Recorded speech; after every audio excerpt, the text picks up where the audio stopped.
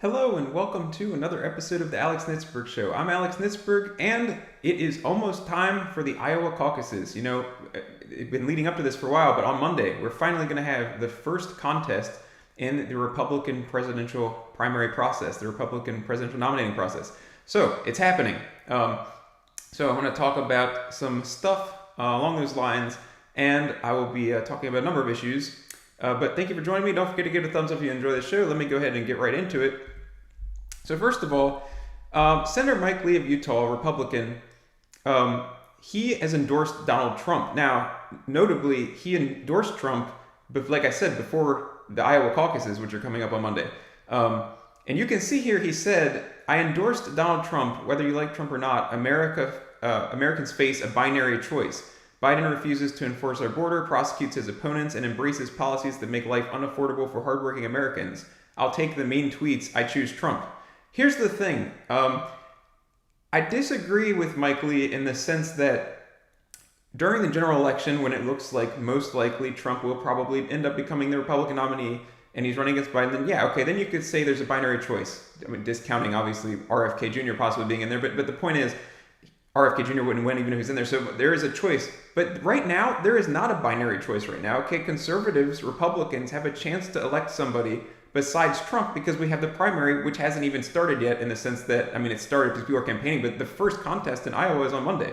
So it's not a binary choice yet. We can pick DeSantis. We could pick Ramaswamy. We could pick Nikki Haley. I wouldn't recommend that at all, but I'm just saying it's not a binary choice. There are other options. And so it will be a binary choice once the Republicans pick a nominee. And in that sense, even, whoever the nominee is, people are probably going to vote for that person because they don't want to vote for a Democrat. But right now, it's not a binary choice. And I'm going to show you some Trump DeSantis stuff here. First of all, here's my tweet where I said that. But no, first of all, okay, so there's a budget battle sort of going on with Congress right now. And there are some conservative lawmakers who are not happy with this budget deal. And here we have Ron DeSantis also not happy with the budget deal and explaining that if he were president, he could use the bully pulpit to say no to stuff like this. And this is something that conservatives are constantly upset about. Conservatives are constantly complaining that they vote in these Republican rhinos. Republicans who aren't that conservative. They're kind of like liberal Republicans or moderate Republicans. And they don't fight for conservative principles. And so we end up with horrible omnibus spending packages and large spending packages and a lot of unconservative things that go through. And DeSantis is here saying, that if he were in office, he could use the bully pulpit to fight against stuff like that. Let me show you this clip. Then on this budget, look, this is just selling out everything that they ran on in 20. Then on this budget, look, this is just selling out everything that they ran on in 2022. They said that they were going to change the way Washington operates. They said that they were going to hold these agencies accountable. That's the thing. The House of Representatives is supposed to, because they're armed with the power of the purse, be the people's redress for when government misbehaves, when government violates people's rights, when government doesn't do its core functions like it's failing to do at the border. If you're willing to just simply fund the whole thing into perpetuity, then you're never going to get any of those practices change. And so he says, we're really concerned about a quote, government shutdown. Well, what's going on now with the status quo is shutting down our country. Mm-hmm. It's shutting down the American dream. It's shutting down our sovereignty. Why would you want to just green light the current order of things, given how bad all this is? But, this has been standard practice, I think, for Republicans for a long time. What you really just need is leadership. I think Trump, when he was president, he had an opportunity to change some of this. It just wasn't anything he wanted to fight on. He signed a massive spending bill, I think his first or second year in office, and he pledged he would never do it again. And yet he did it, I think, a half a dozen times again, culminating in CARES Act 1 and 2, which added another $4 trillion to the debt just in his last year in office. But I think if you have a president that lays down the marker, that's going to galvanize Republican voters and a lot of independent voters around the country. And then that puts pressure on these guys to actually do what they say they're going to do. And I think one of the problems is they're allowed to campaign as conservatives, then they get up and they just do business as usual, but they don't really get called on it the way we need to. Using that bully pulpit will make a difference, and we'll be able to lay a marker down and say we're just not going to allow this to happen. And you know what? So, I mean, that's what conservatives want, right? You want a conservative Congress, but you also want a conservative president who's going to say no to Congress when they're putting through things that are not good. Like, Trump probably had some massive spending things that he should have vetoed when he was in there. And maybe Congress would have overridden it anyway, but you want a president who's going to veto those massive spending packages. So, yeah, okay, that was that. Also just want to remind everybody of this clip where Trump said that DeSantis signing that abortion ban in Florida was like a 6-week abortion ban was a terrible thing. Now, let me show you that clip real quick. This is old. This is from September. You can see they posted this. I mean, DeSantis is willing to sign a 5-week and 6-week ban. Would you support that? You think that I goes think what he did is a terrible thing and a terrible mistake. But we'll come up with a number. So if you're pro-life, I think you should seriously question why you're supporting Trump when you could support DeSantis, because, it's like Trump. Now, I will mention, and Trump always likes to say, he helped overturn Roe vs. Wade, which is like the biggest win for the pro-life movement in decades. During my lifetime, for sure, the biggest win. And that's important, and that's good. And it's not like Trump didn't do good things. He did some good things. But the point is, what's coming out of his mouth is not necessarily great. You don't want a conservative candidate for president to come out with things like saying that an abortion ban was a terrible thing or whatever. Now, I think Trump is very focused on winning.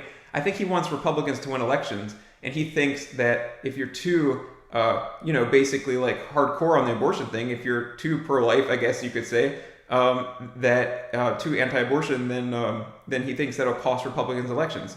I think that, you should be super pro-life and not worry about if they cost you the election. I mean, winning is important, but standing for the right thing is more important. So now, let me just mention that Florida ban. It had a lot of caveats. It wasn't I think there was exceptions for rape, incest, life of the mother. There was it's also not even in place in Florida. I don't think it's in place right now. If you look at this New York Times list of states, I think right now there's more like a 15-week type thing in Florida. I think it's due to some court thing. But anyway, yeah. And I'm not saying DeSantis is the most pro-life person in history. He could probably, maybe he could even be more pro-life. But I'm just saying, Trump, that came out of Trump's mouth. And if you're pro-life, that's not going to make you happy. That is not a good thing. And I think between Trump and DeSantis, DeSantis is probably more pro-life because obviously he did sign that Florida thing, and Trump was saying back there that it was terrible. And like I said, even if Trump's goal is just to win elections or whatever, it's like, well, DeSantis signed something. Trump is not on board with that. So it's like, just think about it. I think if you're pro-life, you should think what you're doing if you're planning on supporting Trump. All right, now here is something here. This is kind of funny. Rand Paul hasn't endorsed a Republican presidential primary candidate, but he just anti-endorsed Nikki Haley. What I mean by that is he came out and basically said, he said, he doesn't yet have a first choice, but he knows one thing: he's never Nikki. Let me show you that. I've had a long relationship with Donald Trump, and there's a lot to like there. I'm also a big fan of a lot of the fiscal conservatism of Ron DeSantis. I think Vivek Ramaswamy's been an important voice. Also have listened to and met with the independent Bobby Kennedy. I'm not yet ready to make a decision, but I am ready to make a decision on someone who I cannot support. So I'm announcing this morning that I'm never Nikki. And if you go to nevernikki.net, you can let her know that you're not a supporter either. I don't think any informed or knowledgeable libertarian or conservative should support Nikki Haley. I've seen her attitude toward... So, yeah, he's not endorsing anyone. He's just anti-endorsing, Nikki Haley, basically. And here's the nevernikki.net website he gave, and it does appear to be sort of a way to collect information on people. You can see it says it was paid for by Rand Paul for U.S. Senate. And when you get here, they want you to put in your name, your email, your phone, your zip code. So it looks like a good way for his campaign or whatever to collect information about people. But yeah, so he's come out not endorsing anyone, but coming out against Nikki Haley. So let me know, are you also against Nikki Haley?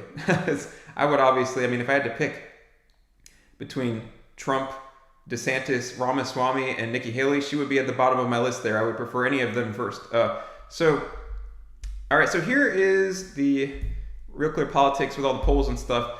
I've been talking about for a long time Trump destroying everybody in the polls, but interestingly, there's some New Hampshire polls where Nikki Haley's kind of creeping up on Trump there. I mean, she's still behind, but look, here's a poll, New Hampshire Republican presidential primary. It says Trump plus 14. And here's a New Hampshire Republican presidential primary, Trump plus 16. And there was one down here, it was even closer, New Hampshire Republican presidential primary, Trump plus 7. And you can see Haley creeping up there. But even more, I would say, surprising than that is Iowa. Because even though Trump's way ahead in Iowa, Nikki Haley is actually beating DeSantis. Like, here's a poll where Nikki Haley's tied with DeSantis in Iowa. Here's a poll where it looks like she's beating DeSantis. So it's like, what is up with this Nikki Haley thing? Why are there so many Republicans that are supporting Nikki Haley? I think they need to listen to Rand Paul maybe and reconsider that. But yeah, so anyway, apparently Nikki Haley is doing better. And let me know what you think about Nikki Haley. Is she someone that you would like to see become the nominee? Is she someone you wouldn't like to see? Would you support her if she did become the nominee?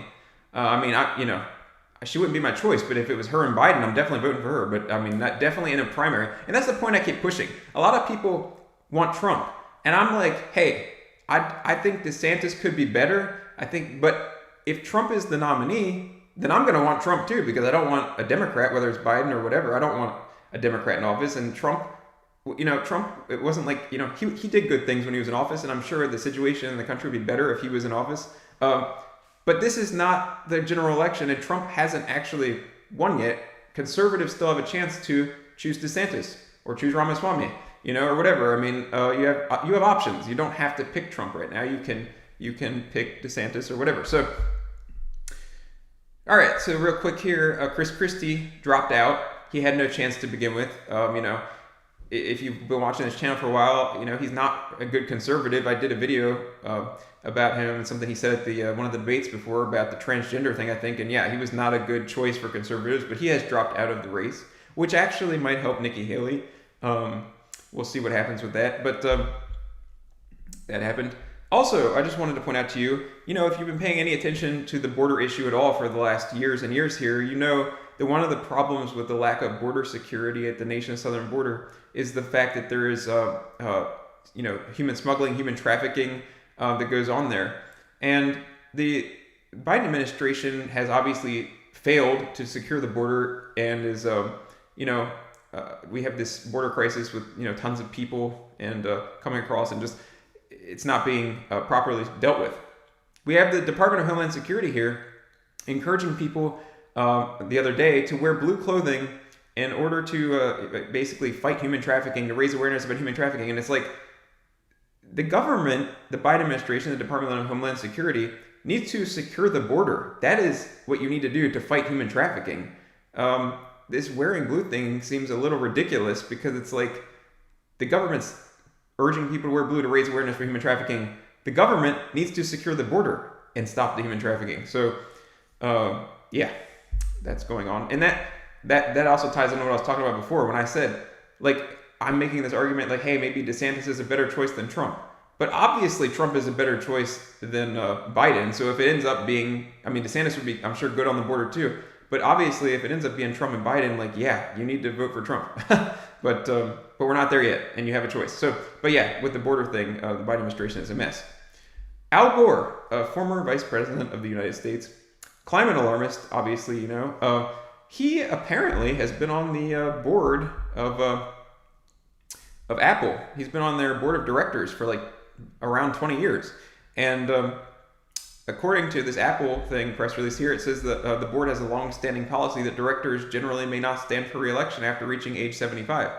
As a result, Al Gore, who has served since 2003, and James Bell, who joined in 2015, will both retire from Apple's board this year. So apparently, Al Gore has been on the Apple board for about 20 years, and he is now reached apparently they have an age limit, and so he's actually, I believe, 75 now. He's going to turn 76 in March.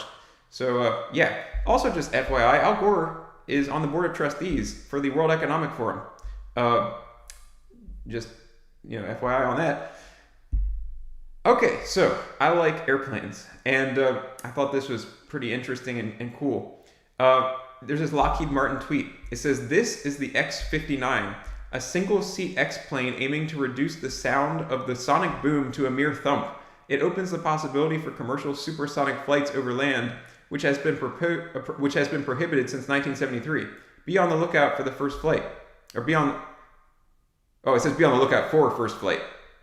So that's pretty cool. And look, I wanted to show you this. There's a video here. And if you look at it from this angle, look how long that is. There's this bizarre projection that comes off the nose. It's like it looks super long. And I guess that probably, I don't know, but I'm assuming that has something to do with the sonic boom thing. So very interesting. So if you're interested in aviation and stuff, keep an eye out for that. That should be cool when they do the flight. Also, just thought I would end the show on this. All I do is the show's about politics. But Psalm 118:8-9 says, "It is better to trust in the Lord than to put confidence in man. It is better to trust in the Lord than put confidence in princes." Because, if you've been paying attention to politics for a while, you're likely aware that politicians are not it, man. They're not they're not the end-all, be-all. And even if you got a lot of people that you really liked in office, it's just people are people, and it's never going to be perfect. And at the end of the day, what really matters is whether you trusted in Christ's payment for your sins and in eternity, because this is temporary. Politics is temporary, and we're going to be here for a while, and then we're not. And it's just not the ultimate thing in life. So yeah. Okay, so like I said, I have this Christie video from before if you want to watch that. Also, earlier this week, I put up this video about Thomas Massey from Kentucky, Representative Thomas Massey. He was talking about a phone call he had with Trump like in 2020, and he was doing kind of a Trump voice impression while he was doing it. So if you haven't seen that, you can check that out. If you haven't followed me on X, the platform previously known as Twitter, please do that. I've been trying to build that up. Also, you never know. If you enjoy my content on YouTube, I appreciate that and thank you for watching. But you never know when you're doing a conservative channel on YouTube, especially when you're talking about the transgender issues, which I do talk about sometimes, pointing out that men can't become women, and people like Rachel Levine or Dylan Mulvaney are men and not women. When you point stuff like that out, YouTube slaps you down sometimes. So just if you appreciate the conservative viewpoint in the news that I'm bringing here, please follow me on X as well.